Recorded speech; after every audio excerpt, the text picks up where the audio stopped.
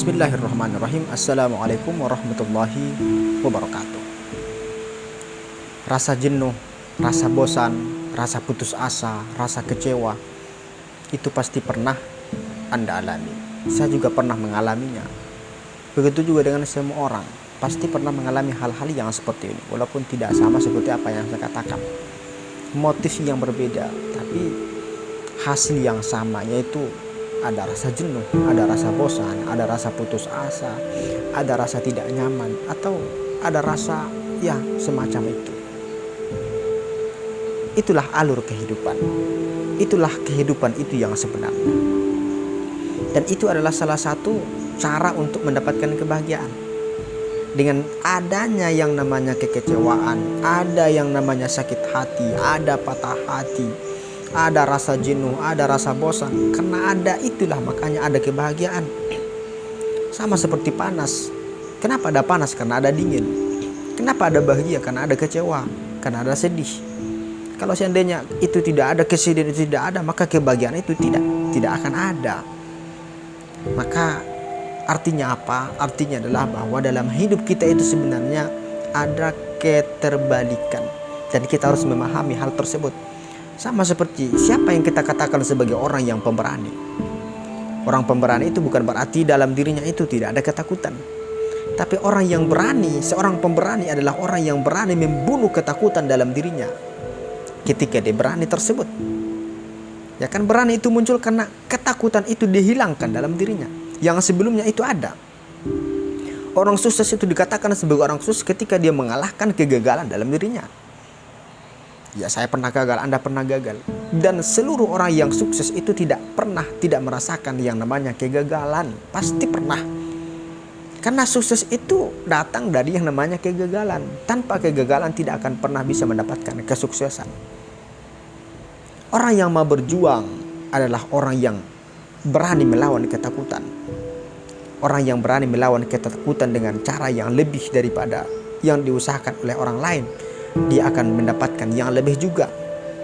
Dan kalau Anda takut untuk berjuang melawan ketakutan, maka ketahuilah hidup Anda akan begitu terus dan tidak pernah maju. Tapi orang yang mau berjuang melawan ketakutan itu dengan perjuangan yang keras, maka besok dia itu akan menjadi seorang pemenang. Dia itu akan menjadi seorang yang sukses. Dia itu menjadi orang yang bahagia. Kata kuncinya adalah Anda sekarang berusaha semaksimal mungkin, Anda akan menuai hasilnya besok hari. Anda sekarang berusaha biasa-biasa saja, dan itu hidup Anda untuk kedepannya juga akan biasa-biasa saja. Anda pilih mana?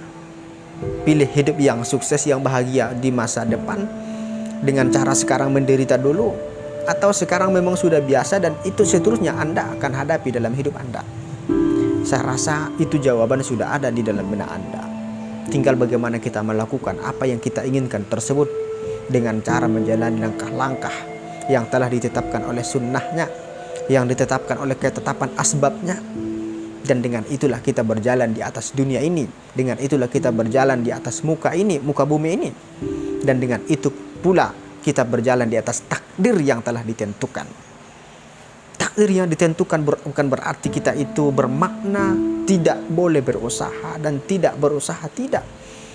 Yang sudah ditentukan tersebut tidak, bukan itu maksudnya.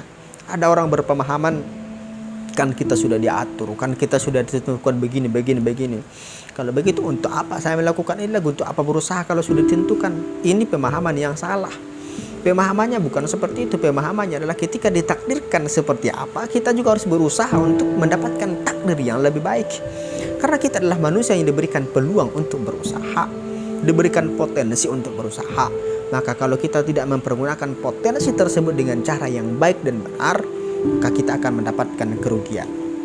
Anda pilih merugi atau beruntung? Saya rasa Anda itu pasti memilih yang beruntung. Jadi kalau kita milih untung, maka lakukan yang terbaik untuk dirimu. Katakan sesuatu yang positif untuk dirimu.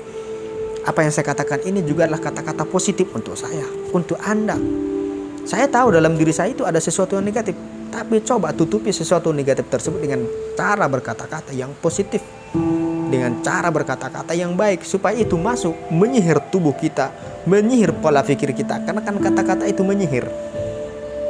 Jadi kalau kita sering berkata-kata baik, insya Allah yang datang juga dalam benak kita, dalam kehidupan kita, ya sesuatu yang baik juga. Tapi kalau kita mengatakan pula kata-kata yang tidak baik, yang negatif, yang tidak seharusnya kita katakan, maka itu juga yang datang dalam hidup kita. Mudah-mudahan bermanfaat. Assalamualaikum warahmatullahi wabarakatuh.